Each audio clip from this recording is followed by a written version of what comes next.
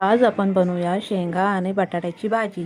Cool मम्माच्या रसोईमध्ये आपलं स्वागत आहे. चला तर मग सुरुवात करूया. शेंगा आणि बटाट्याची साली काढून याचे तुकडे करून घेऊया.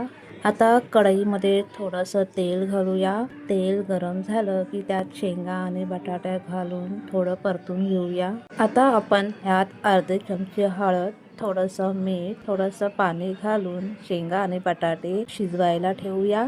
आता कढईमध्ये थोडेसे शेंगदाणे भाजून घेऊया. शेंगदाणे भाजले की ते मिक्सरच्या भांड्यात काढून घेऊया आणि ते जाडसर वाटून घेऊया. अशा प्रकारे शेंगदाण्याचं कूट करून घेतलं आहे. भाजीला लागणारं वाटपाचं साहित्य. कढईमध्ये पुन्हा एकदा 1 चम्मच तेल घालूया. तेल गरम झालं की त्यात कांदा घालून थोडासा परतून घेऊया.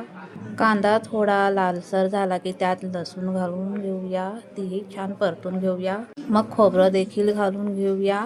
तेही छान परतून घेऊया.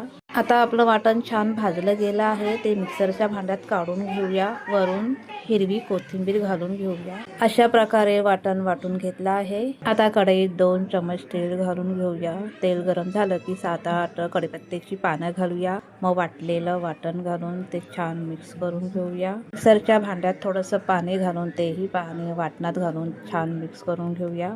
इथं सुके मसाले घालूया. लाल मिरची पावडर, घाटी मसाला, हळद, धने पावडर छान मिक्स करून घेऊया. मसाला छानपैकी भाजला गेला आहे. त्यात शेंगा, बटाटे घालून छान मिक्स करून घेऊया.